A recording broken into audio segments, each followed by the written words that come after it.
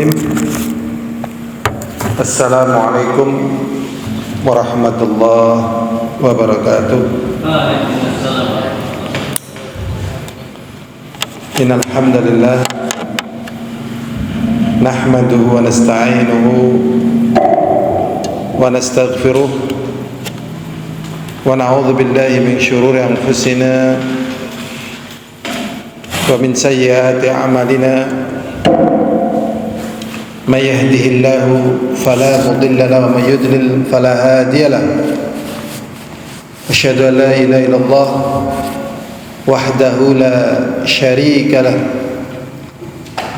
وأشهد أن محمدا عبده ورسوله اللهم صل وسلم على محمد وعلى آله وأصحابه ومن تبعهم بإحسان إلى يوم الدين وبعد. Ada perkara yang pasti akan meninggalkan kita, yaitu usia yang Allah telah jatahkan pada kita akan berangsur berkurang dan berkurang. Dan ada hal yang paling mudah di dalam hidup dunia ini, di dalam menggunakan waktu, adalah duduk di majelis ta'lim. Ada satu hadis yang ini menjadikan kita itu bisa ditanamkan rasa cinta terhadap masjid. Itu hadis Rasulullah sallallahu alaihi wasallam, sab'atun yudhilluhumullahu fi dhillihi yawma la dhilla illa dhilluh. Ada 7 golongan yang akan dinaungi oleh Allah di saat tidak ada naungan kecuali naungan Allah. Di antaranya adalah syabun, ini yang ketiga, poin yang ketiga ya. Ada 7, ini poin yang ketiga. Adalah syabun wa qalbuhu mu'alaqun fil masajid. Dan pemuda yang hatinya terpaut dengan masjid. Kenapa kok tidak orang tua begitu ya, tetapi pemuda? Karena pemuda itu sebagaimana yang kita ketahui, pancaroba, darahnya juga darah muda. Nah, kalau orang tua itu memang udah nggak ada peluang ya. Kalau orang tua itu sudah nggak ada peluang, kecuali memang harus di masjid. Bisa nggak bisa, mau nggak mau, suka nggak suka, harus bisa di masjid. Kalau orang tua. Kalau anak muda ya sebagaimana yang sudah kita ketahui ya, darah muda ya. Mas Antong ya, mudeng ya darah muda ya Mas Antong ya. Pamuh mudeng ya Pamuh, darah muda ya Pamuh. Kita bisa merasakan ya darah muda dengan darah yang saat ini kita rasakan di tubuh kita kan. Ya, darah muda lah. Pak Ngadio ya, insyaallah ya. Nah, jadi itu darah muda, sehingga di situ disebutkan dengan pemuda. Wasyabun qalbu mu'allaqun fil masajid. Jadi bukan berarti orang tua yang hatinya terpaut dengan masjid kemudian keluar dari hadis ini begitu, bukan. Tetap masuk dalam kategori hadis ini, cuman kenapa disebut anak muda? Karena anak muda itu kondisinya sebagaimana tadi kita sebutkan. Seperti misalnya ya, min syarrin naffatsati fil 'uqad, dan dari kejelekan para wanita-wanita tukang sihir yang meniup bukhul-bukhulnya. Pertanyaannya, apakah tidak ada laki-laki tukang sihir? Ada. Ya, yang terkenal nenek sihir. Apakah tidak ada kakek sihir? Ada. Kenapa di dalam Al-Qur'an disebut dengan nenek sihir atau wanita tukang sihir? Karena wanita kalau marah itu jiwanya itu lebih mengerikan ya. Wanita kalau marah itu jiwanya lebih mengerikan. Jadi di balik keindahan yang Allah ya tanamkan di hati laki-laki tatkala memandang wanita, yaitu hubbus syahawati minan nisa, rasa cinta kepada wanita, ternyata di tubuh wanita ini ada sesuatu yang laki-laki waspada ya. Laki-laki apa? Waspada. Dan kewaspadaan ini sudah diingatkan oleh Rasulullah sallallahu alaihi wasallam, wattaqud dunya wattaqun nisa, dan hati-hati kalian waspada ya, kepada dunia dan kepada wanita. Jadi wanita ini begitulah ya keadaannya ya. Hati-hati ya. Nah, ini maksudnya perempuan disebutin, bukan berarti tidak ada laki-laki yang jadi tukang sihir. Ya, pemuda disebutin, bukan berarti yang selain pemuda enggak. Ya, cuman umumnya pemuda ini paling berat sehingga disebutin. Adapun yang sudah terikat dengan masjid, ya tentunya dapat keutamaan ini. Nah, kemudian untuk ya di masjid itu produktif, ya di masjid itu apa? Produktif, berkembang ilmu dan seterusnya. Ya memang belajar, ya belajar. Makanya di Masjid Nabawi di Mekah itu yang paling kental adalah belajar di situ.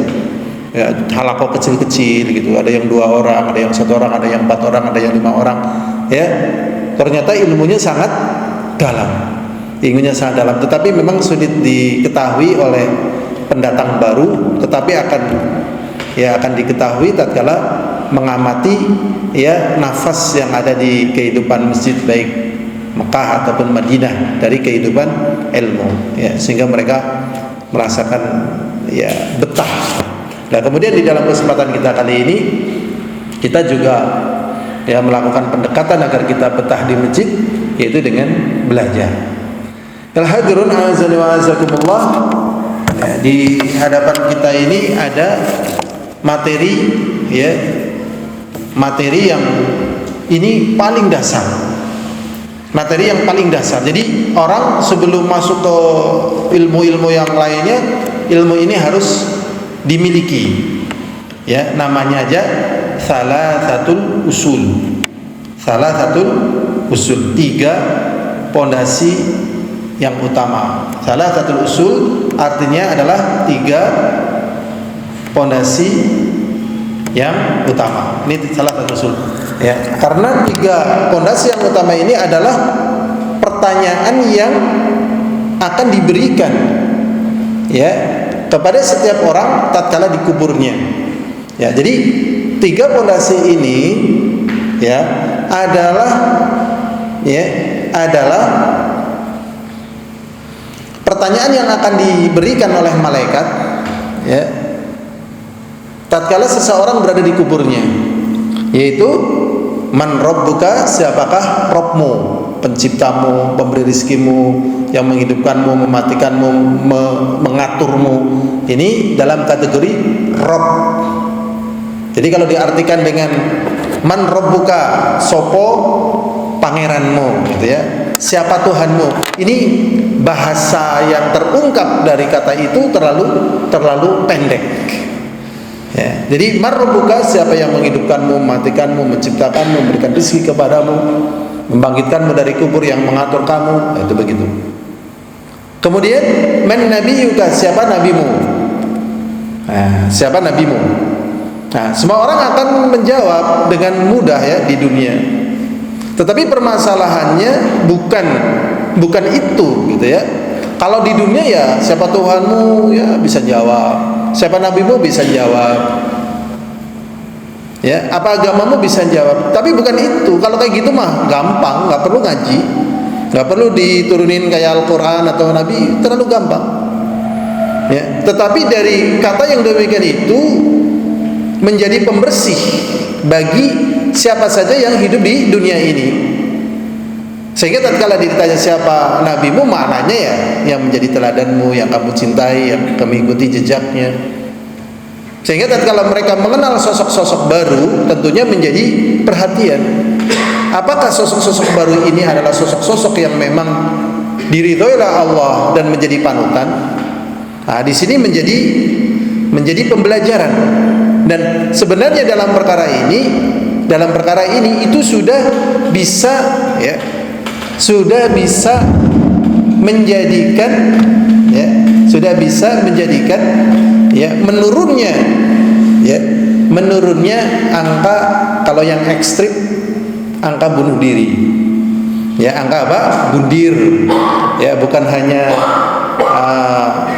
broken heart ya, bukan hanya broken home, bukan hanya broken yang lainnya, enggak, bahkan bundir, bunuh diri.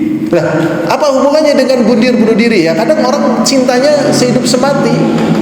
Ya, tatkala nggak kesampaian, aduh cerita kayak gini mah sudah terlalu banyak ya. Ya, di Barelang itu yang paling terkenal. Di Semper mungkin juga ada.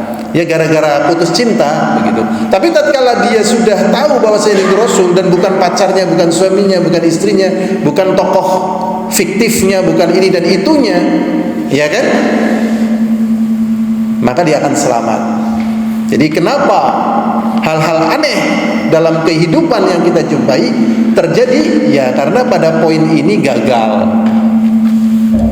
Pada poin ini apa? Gagal. Seperti manusia apa nggih Pak Mu sing teng Bangjo niku lho. Manusia silver nggih. Main mboten Mas Tohar, manusia silver. Ya. Mboten lah nggih. Itu kan menghinakan diri lho wong gedene golek duit be. Ya, karena enggak paham tentang masalah ini. Ya, dulu masih ingat Ruth Gullit kayak apa digandrungin. Berikutnya Bob Marley, ya kan Bob Marley, ya Rasta. Oh boy, nah ini gagal di sisi ini nih, ya nggak sesederhana itu yang dipermasalahkan ya. Nah ini, jadi man nabiyuka. Berikutnya madinuka, apa agamamu. Kalau ditanya kayak gini semua orang bisa jawab sih, tapi bukan itu, ya bukan itu. Jadi pada perkara yang demikian ini kadang kita membahasnya secara umum ya, nggak apa-apa ya, semoga nggak memberatkan ya, untuk membuka lah ya bahwasanya agama yang Allah berikan kepada kita agama yang sangat rahmah ya. Tatkala dia tidak mengenal dari agama tadi ya, muncullah sosok-sosok yang ya mati penasaran lah ya, hidupnya nggak bahagia. Ya karena mereka nggak tahu jalan yang harus ditempuh itu kayak apa gitu ya. Ya, jalan yang ditempuh kayak apa nggak tahu. Ya, sebagaimana yang kita lihat dalam kehidupan dunia ini ya. Karena nggak tahu ya, ada komunis, ada macam-macam ya. Itu sebuah pemikiran sebenarnya, sebuah upaya, tapi kemudian dijadikan sebagai patokan dan keyakinan dan agama. Ya. Itu kan bukan agama, sebuah pemikiran sebenarnya. Ya, komunis misalnya, ya kenapa kok komunis laku di tubuh kaum muslimin gitu. Ya, kenapa kok komunis juga diterima di dunia? Karena memang awalnya komunis itu tujuannya adalah pembelaan terhadap rakyat kecil supaya dia mendapatkan kehidupan yang setara dengan pejabat, dengan orang-orang kaya, orang-orang konglomerat gitu. Supaya terjadi kesetaraan kesejahteraan. Tetapi dalam perjalanannya malah kebalik, yang tadinya mau disetarakan malah tambah susah, yang kaya tambah kaya lagi, sehingga komunis ya di masa kita ini sudah ketahuan bobroknya, sehingga komunis dipasarkan lagi lebih sulit, kecuali neo-komunis ya, karena manusia nggak suka susah begitu. Sedangkan dalam Islam itu nggak seperti itu. Islam tetap mengakui adanya ya kekayaan, kepemilikan, keutamaan begitu. Tetapi Islam mengatur ya ukhuwah, dan Islam mengatur pembagian rezeki yang sesungguhnya dari Allah Subhanahu wa taala. Sebagaimana yang kita ketahui tentang masalah sedekah, zakat, infak, masalah yang lainnya sebagaimana yang ketahui. Nah, itu adanya di mana? Di Islam. Jadi 3 pertanyaan kubur ini gampang kan? Siapa? Rabbmu, kemudian siapa nabimu, kemudian siapa apa agamamu. Gampang kan? Nah, kita membahas 3 poin ini. Berikutnya hadirin azani wa azakumullah. Ya, 3 poin ini tidak langsung dibahas ya sama si penulis. Ya, tidak langsung dibahas, tetapi melalui pendahuluan. Sehingga tatkala orang belajar kitab ini terasa seakan-akan sulit, padahal bukan sulit. Ini belum masuk pembahasannya, tapi masih pendahuluan. Kita baca saja. Semoga Allah memudahkan kita untuk mempelajari perkara ini, dan semoga Allah juga menjadikan apa yang kita lakukan ini sebagai ya lipatan pahala yang lebih besar lagi. Di samping kita ngaji, kita di masjid, kita nunggu waktu sholat sampai datangnya waktu sholat, yang itu semuanya adalah ya keutamaan-keutamaan yang tak terhitung. Al-hadirun azani wa azakumullah. Ini muqaddimahnya. I'lam rahimakallah, ketahuilah semoga Allah merahmatimu, annahu yajibu alaina ta'allumu arba'i masaila, sesungguhnya wajib bagi kita mempelajari 4 perkara. Jadi kita wajib mempelajari 4 perkara. Yang pertama adalah ilmu. Ya, ilmu. Jadi wajib belajar 4 perkara. Ini mukadimah ya. Jadi wajib bagi kita mempelajari 4 perkara. Yang pertama adalah ilmu. Jadi kita wajib belajar ilmu. Nah, ilmu itu apa? Wa huwa ma'rifatullah. Ilmu itu adalah mengenal Allah. Ya, ini yang paling didahulukan adalah seorang hamba mengenal penciptanya. Kalau seorang hamba tidak mengenal penciptanya, bagaimana dia ya bahagia? Ya kan? Ya nggak mungkin lah. Ya, bagaimana bahagia? Nggak mungkin kalau tidak kenal Allah SWT. Nggak mungkin abadan gitu ya. Menyikapi kesedihan, menyikapi kematian, menyikapi kekecewaan, begitu. Ya, kenapa kok tidak mungkin bahagia? Tidak kenal Tuhannya. Sedangkan Tuhannya itu yaitu Allah Subhanahu Wa Taala kan punya kehendak. Bahkan Dia adalah Zat yang alimun khabir, Zat yang maha alim dan maha mengetahui. Dan Dia adalah Zat yang meliputi segala sesuatu dengan ilmunya. Nah, sedangkan kita nggak tahu apa-apa. Kalau rezeki lagi naik, praduganya salah. Kalau rezekinya lagi turun, praduganya salah. Kalau lagi sehat, praduganya salah. Kalau lagi sakit, kayak gitu terus. Tapi tatkala mengenal Allah, oh kayak gini maksudnya. Itu baru diri kita, belum ada perkara yang lainnya. Maka kata Ibnu Qayyim al-Jauziyah, tidak mungkin seorang hamba mengenal makhluk kalau dia tidak mengenal Al-Khaliq. Itu kaidah.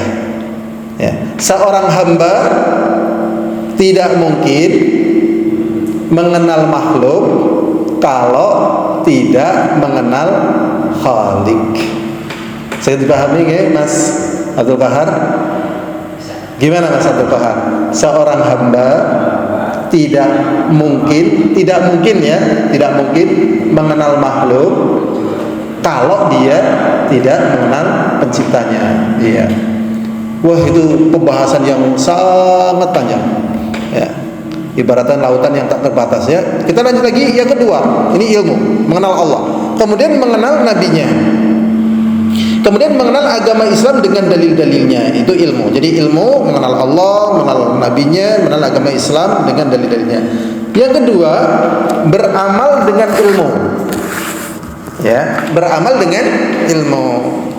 Jadi tatkala kita sudah mengetahui ilmu, jangan berpihak kepada dzan.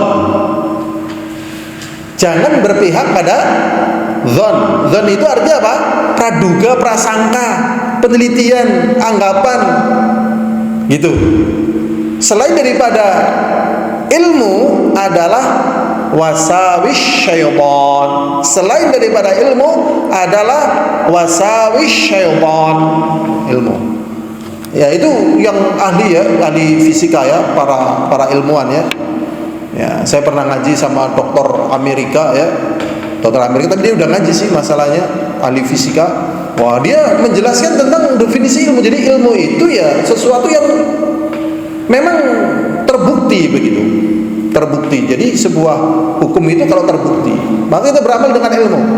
Kalau definisi dalam masalah ini yaitu hukmul dhuhni al-jazimi al-mutabiq lil waqi', yaitu hukum akal yang kokoh yang sesuai dengan realita. Ya. Jadi harus beramal dengan ilmu. Jadi yang disampaikan di dalam Al-Qur'an itu semuanya adalah ilmu. Sudah, kita beramal dengan ilmu ya. Yang kedua, berdakwah kepada ilmu. Berdakwah kepada ilmu. Tetapi di sini lebih spesifik pemahamannya, yaitu kepada mengenal Allah, mengenal nabinya, mengenal Islam. Kita berdakwah kepada ilmu tadi. Kemudian yang keempat, bersabar di atasnya. Jadi kita beramal dengan ilmu, kemudian ya berdakwah kepada ilmu, kemudian juga bersabar di atas ilmu. Ya, bersabar di atas berdakwah kepada ilmu. Lah kalau tidak sabar bagaimana? Kan wajib bagi kita ya mempelajari 4 perkara. 1 ilmu, kedua beramal dengan ilmu, kemudian dia berdakwah kepada ilmu.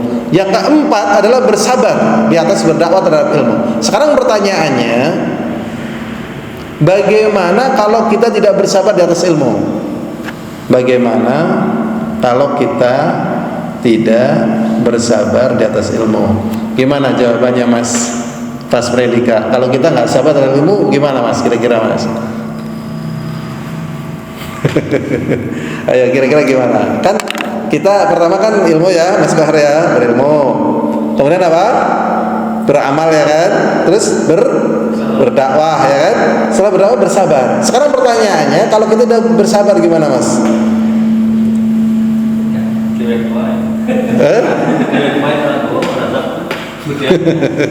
Kalau nggak sabar kita akan kehilangan semuanya dan akan diganti dengan yang lainnya. Jadi memang ini satu paket jadi satu paket kayak gitu. Jadi memang harus bersabar. Ya, bahkan di dalam Al-Qur'an Allah mengatakan wa may yabtaghi gharal islam dinan fala yuqbal minhu wa huwa fil akhirati minal khasirin. Dan barang siapa yang mencari selain agama Islam sebagai agama fala yuqbal minhu, orang kanggo. Jadi orang kanggo nang apa? Ya karena jelek. Allah itu enggak mau yang terima yang jelek. Jadi harus yang thayyib. Jadi kalau dia tidak bersabar, dia membuang yang thayyib, mengganti yang hina begitu. Jadi satu paket. Makanya para nabi dan para rasul, adakah di antara kita yang penderitaannya lebih dahsyat dari para nabi dan para rasul? Ada enggak kira-kira? Enggak ada. Tapi mereka sabar enggak? Kenapa mereka sabar? Mereka tahu selain daripada itu jelek semua, enggak ada mutunya semua gitu loh. Nah ini kekuatan bagi mereka yang mengenal Allah kayak gini-gini, kuat sekali mereka, Masya Allah, kuat sekali. Dan ini diketahui oleh orang-orang kafir. Jadi kalau orang beriman tahu jalannya orang beriman, wah ini ngeri nih. Ya, di samping orangnya kuat, Allah juga nolong. Makanya ini satu paket. Sudah, kita lanjutkan. Kita kejawab ya pertanyaannya ya. Dalilnya adalah firman Allah Subhanahu wa taala, wal 'asr innal insana lafi khusr illa alladziina aamanu wa 'amilus shalihaati wa tawassaw bil haqqi wa tawassaw bis sabr. Dalilnya adalah firman Allah taala, demi masa. Demi masa. Ya, demi apa? Masa, Masya Allah ya, demi masa. Demi masa. Adakah di antara makhluk Allah Subhanahu wa taala yang tidak terikat dengan masa? Enggak ada kan? Nah, tidak ada, semua terikat dengan masa. Karena semuanya akan hancur. Ya, bumi, matahari, bintang akan hancur semuanya. Allah bersumpah dengan makhluk Allah yang namanya masa tadi, waktu. Dengan waktu, Masya Allah. Jadi sebenarnya perhitungan yang ada pada kita itu perhitungan waktu. Ini mesti orang-orang jenius tidak berhitung dengan selain waktu. Mesti waktu, perhitungannya adalah waktu. Ya. Maaf ya, makanya banyak di antara orang-orang yang kerja pagi, siang, sore dan malam menderita, miskin, hina. Ada di antara manusia yang nampak nggak pernah kerja, rezekinya berlimpah. Begitu. Karena tadi perhitungan waktu. Kalau adapun para dai, para penyeru itu beda ya. Memang dia melayani. Dia melayani ya lain memang. Biasanya secara kasab dunia dia ya kebanyakannya nggak mampu lah ya. Tetapi secara pengaruh tidak ada dari upaya kebaikan yang ada di dunia ini, ya mereka-mereka itu penyebab kebaikannya, asbab kebaikannya. Para nabi, para rasul, para sahabatnya, orang saleh, para dai begitu. Jadi tidak ada yang terlepas dari masa. Dan yang bersumpah dengan makhluk Allah ini yang boleh hanya Allah Subhanahu wa taala. Setelah Allah Subhanahu wa taala bersumpah dengan masa, Allah mengatakan sesungguhnya manusia sungguh-sungguh dalam kerugian. Ayat ini kelihatannya sederhana tapi luar biasa, dan apa yang dikatakan oleh Allah itu benar. Jadi yang namanya manusia, siapapun dia, mau kulit putih, kulit hitam, mau yang miskin, mau yang kaya, mau yang berpangkat, mau yang tidak, mau yang pintar ngomong, mau yang nggak bisa ngomong, mau yang punya pengaruh, nggak punya pengaruh, pokoknya masih namanya manusia sungguh dalam keadaan rugi, kata Allah. Semuanya ini. Nah, kalau yang mengatakan rugi Allah, kerugiannya itu tidak sama dengan kerugian-kerugian yang dianggap rugi oleh manusia. Kerugian yang dari Allah itu betul-betul rugi. Ya, kerugian yang betul-betul rugi. Ya, misalnya diusir dari ya dari langitnya Allah misalnya, Allah nggak mau terima. Coba kalau nggak di langitnya Allah, nyari langit selain langitnya Allah bisa nggak? Nggak bisa, ya rugi dia. Ya itu pendekatan penalaran. Kemudian Allah Subhanahu wa taala mengatakan, illal ladzina amanu wa 'amilus shalihat wa tawassaw bil haqqi wa tawassaw bis sabr. Kemudian yang dikecualikan oleh Allah dari orang-orang yang merugi adalah orang-orang yang beriman. Orang-orang yang beriman, ya. Ada ini ya, saya singgung nggak apa-apa ya. Ini kebalik ya, ini kebalik. Ya saya juga nggak tahu ya namanya, kadang orang dengar ya. Kayaknya ini ya kayak gini. Judulnya gini, maaf ya. Andai ku tahu gitu loh, kapan datang ajalku. Udah pernah dengar kata-kata ini? Nah, ini kebalik ini, kebalik. Ya, lagunya Ungu ya, Pasar katanya. Aku baru ngerti loh, ini apa ya? Kadang saya juga ya orang lewat dan sebagainya, cuma setelah diteliti salah ini. Andai ku tahu dan seterusnya. Oh, ini salah ini, ya wajar gak ngaji. Jadi memang oleh Allah Subhanahu wa taala sengaja tidak diberitahukan. Sengaja tidak diberitahukan.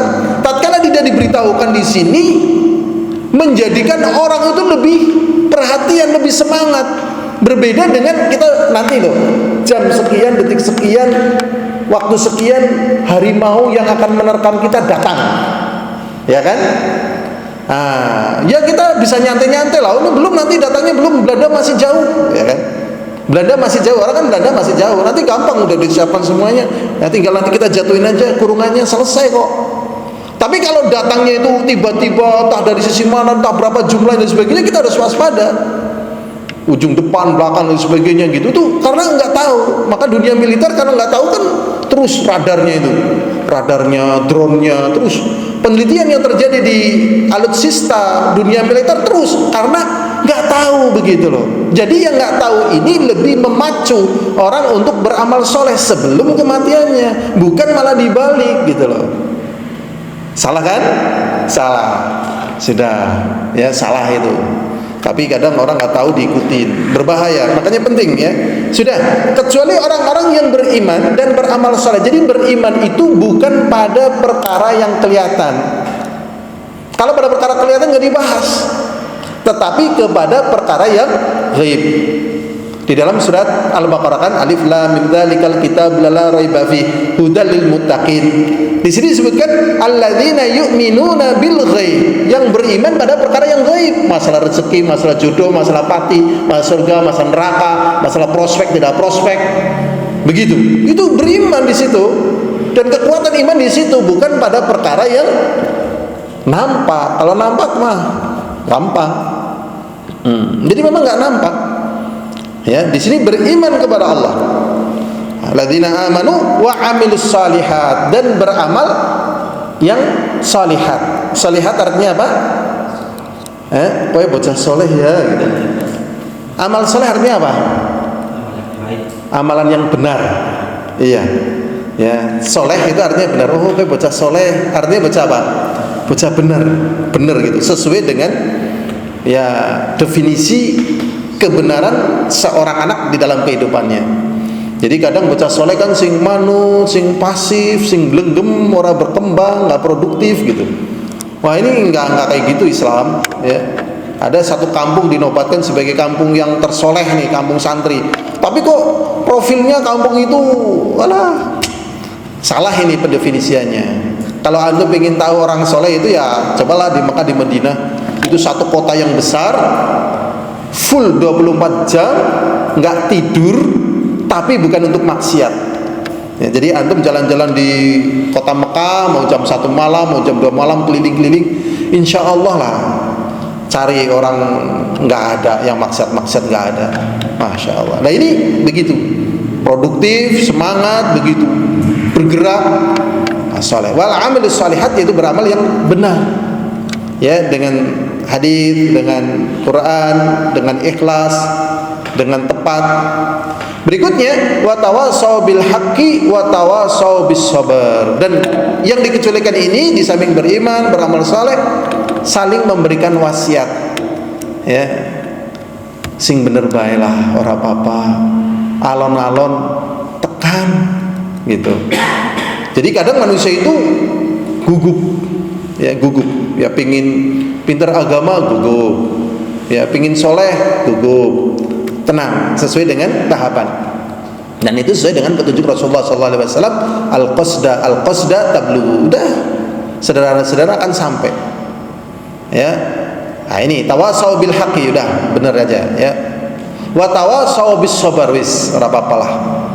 Jalani aja, sabar, berharap pahala. Ini yang dikecualikan oleh Allah Subhanahu wa taala dari golongan orang-orang yang semuanya dikatakan oleh Allah sebagai golongan orang-orang yang merugi. Ya, golongan orang-orang yang merugi. Semoga kita masuk dalam kategori ini, ya. Masuk dalam kategori ini. Makanya orang-orang yang beriman tidak pernah merasa minder di hadapan orang yang tidak beriman. Dia ada orang kafir gak minder. Padahal orang kafir tahu kelemahannya orang beriman biasanya dari sisi apa? Harta. Mesti harta tampakan dari zaman dulu supaya minder. Tapi orang beriman gak minder karena tahu permasalahan. Ya, makanya kisah yang sering kita angkat tatkala Abu Sufyan radhiyallahu taala anhu masuk ke istana Heraklius. Sebatas yang saya baca dari sejarah dari Kekaisaran Romawi itu sudah ada karpet merah. Sekarang kalau masuk ke istana kepresidenan itu ada karpet merahnya, betul Pak Mo? Ada ya kan? Karpet merah. Itu sudah ada, itu karpet merah besar, coba bayangkan. Zaman dulu udah ada AC, udah ada kipas angin, tapi udah ditipasin kayak gini.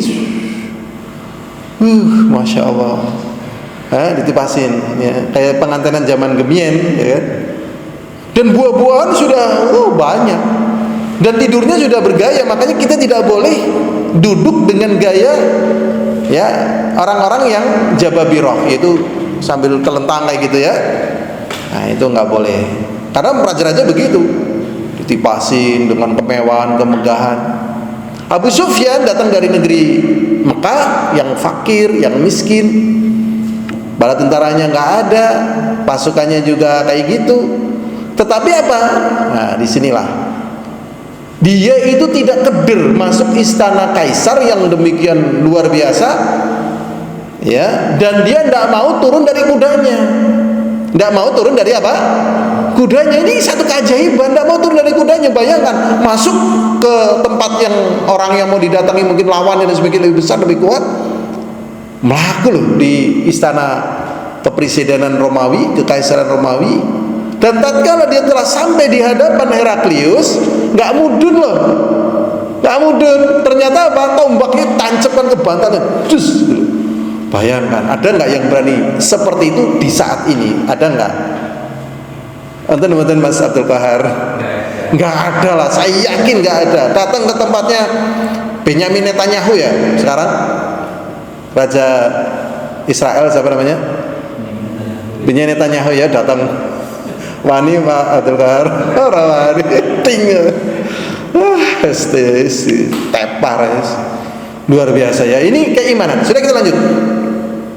Ya, ini dampak daripada tadi ya, beriman, beramal soleh, wa tawasau bil haqqi, wa tawasau bis sabar. Berikutnya berkata Imam Syafi'i, nah ini diambilkan nama tokoh yang besar, yang agung, yang terkenal, supaya kita dapat penjelasannya itu mantep gitu. Nah ini bukan orang sembarang orang ya. Imam dan murid-muridnya adalah para imam. Dan murid yang paling banyak di antara para imam, kan ada Imam Ahmad, Imam Syafi'i, Imam Abu Hanifah, Imam Malik. Murid yang paling banyak itu dari muridnya Imam Syafi'i. Luar biasa memang ya, Masya Allah ya. Yang terkenal dengan Imam Darul Hijrah, ada Mawardi, ada ya macam-macam ya, ada Dasuki, ada ya yang terkenal lagi Dimyati, ada ya Baihaqi, ada Ibnu Hajar Asqalani, ada Nawawi, banyak sekali imam-imam besar. Nah ini diambil nih ya nama Imam Syafi'i. Beliau mengatakan ya, beliau mengatakan tentang ayat ini, "Lau ma anzalallahu hujjatan ala khalqi ila hadhihi surata lakafathum." Jikalau Allah Subhanahu wa taala Bila menurunkan ayat ini, tidak menurunkan Al-Quran kecuali ayat ini, niscaya ayat ini telah cukup bagi manusia.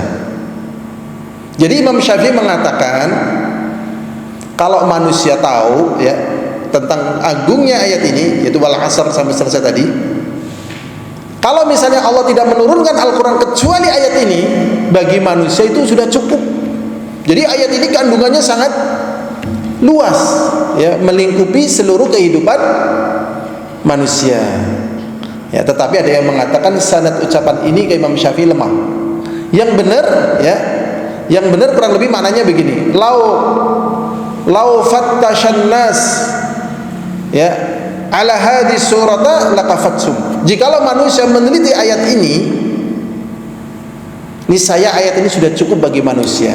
Maksudnya Allah SWT juga menurunkan ayat-ayat yang lain, ya kan, ayat yang banyak, dan nyatanya Allah menurunkan ayat yang banyak, bukan ayat-ayat ini ya. Tapi kalau manusia memahami ayat ini saja, ini sudah bisa menjadi pembelajaran yang sangat dalam bagi manusia. Sudah bisa menjadi pembelajaran bagi manusia. Cukup, ya, cukup. Jadi ayat ini cukup. Sebelum kita lanjut, mungkin ada pertanyaan. Kalau nggak ada pertanyaan, kita tambah penjelasan tentang masalah ini. Jadi Imam Syafi'i tadi mengatakan, jikalau manusia memikirkan atau memperhatikan cuman ayat ini cukup bagi manusia sebagai pelajaran hidup dia, sebagai patokan hidup dia, dan seterusnya. Sebelum kita lanjutkan, mungkin ada pertanyaan? Ya, nggak ada? Kalau nggak ada pertanyaan, kita bawakan firman Allah ya. Dalam surat Al-Hadid, Allah SWT mengatakan, i'lamu annamal hayatud dunya la'ibun wa lahwun wa zinatun wa tafakhurun bainakum wa takathurun fil amwal. Ya, kamathali ghaithin a'jabal kuffara nabatu thumma yahiju fatarahu musfarra thumma yakunu khutama wa fil akhirati 'adzabun syadidu wa maghfiratun minallahi wa ridwan wa mal hayatud dunya illa mata'ul ghurur. Jadi ini pendukungnya kuat banget nih. Jadi Allah Subhanahu wa taala mengatakan, ketahuilah, i'lamu, ketahuilah kalian semuanya, annamal hayatud dunya la'ibun wa lahun. Kehidupan dunia itu cuma main-main dan senda gurau. Ngeri banget saja nih. Nah, berarti kan bohong-bohongan. Sekarang pertanyaannya begini. Kalau misalnya naudzubillah min dzalik, Benyamin Netanyahu berhasil sesuai dengan keinginannya, ya, menghapuskan Palestina dari peta, terus Benyamin Netanyahu mau ngapain? Begitu. Jadi manusia itu sering ada hayalan, oh nanti kalau misalnya Palestina dihapusin dari ini, jadi hayalan kosong itu, syaitan. Padahal nanti kalau mati dia akan ditanya oleh Allah dan akan dimintai pertanggungjawaban. Inilah orang kafir, mengerikan sekali. Jadi manusia itu sering kayak gitu. Ya, antum mungkin nggak banyak tahu ya tentang peristiwa yang terjadi di Kekaisaran Jepang tatkala Hiroshima dibom atom. Nah, ini jarang orang bahas masalah ini. Jadi peristiwa yang ada di Kekaisaran Jepang tatkala Hiroshima di bom atom Jepang ini, itu ternyata terjadi kondisi yang mengerikan, chaos. Ya, chaos. Jadi angkatan laut ingin kita tetap perang aja, masa kita nggak perang gitu lah. Malu kita gimana, udah kita perang aja. Angkatan darat enggak, kita harus ikut kepada kaisar. Kaisar tetap kita harus berhenti berperang, kita nggak mau rakyat itu mati, kita nggak mau kita berhenti perang gitu. Nah, angkatan laut tetap ngeyel aja. Ini angkatan darat dukung kaisar. Akhirnya pecah itu. Ya, terjadi penembakan di tubuh militer dan terjadi kudeta. Jadi ada yang pro kaisar dan ada yang pro tentara yang tetap pingin maju terus perang. Ya, akhirnya pingin maju lagi, ternyata betul Nagasaki dibom lagi. Dibom lagi itu di tubuh Kekaisaran Jepang masih ramai lagi, coba bayangkan. Ya. Walaupun akhirnya mundur. Sekarang ini menjadi permasalahan. Terus untungnya mereka melakukan seperti itu apa? Begitu loh. Lah, ini masuk dalam firman Allah SWT, i'lamu annamal hayatad dunya la'ibun wa lahwun wa zinah. Zinah itu paes ya, perhiasan. Oh, wilayah Jepang ini luas, nah, itu paes saja. Serakah itu. Zinatun wa tafakhurum bainakum, dan berbangga. Wa takatsurun fil amwal, dan berbanyak-banyakan harta, wal aulad, dan anak. Dan seterusnya dari ayat. Jadi Masya Allah ya, ayat ini betul-betul cukup bagi manusia tatkala dia tidak memperhatikan ayat-ayat Allah yang lain sebagai pelajaran hidupnya.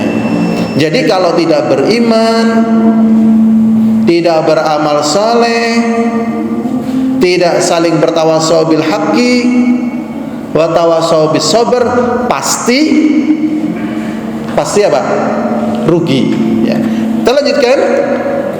Berkata Imam Bukhari mengatakan ya, Imam Bukhari mengatakan rahimahullah taala, babul ilmi qabla al-qauli wal amal. Bab ilmu itu sebelum ilmu dan amalan. Jadi di dalam agama kita itu ilmu dulu baru beramal. Jadi kita nggak boleh ngomong, nggak boleh berbicara setelah kita berilmu. Jadi yang boleh ngomong berbicara adalah orang berilmu. Sekarang ada orang berilmu, kalau ngomong timbul mudarat, timbul bahaya. Apa yang dilakukan orang berilmu? Ya jangan ngomong. Lah apalagi kalau tidak berilmu, tidak berilmu, ngomong, berbuat berbahaya. Nggak boleh. Ya, nggak boleh. Jadi memang harus dengan ilmu. Masya Allah, ya, luar biasa. Bahwa kehidupan ilmiah itu dalam agama kita itu terbangun. Ya, terbangun kehidupan ilmiah. Ya, Masya Allah. Ya, semoga Allah tolong ya kita kaum muslimin.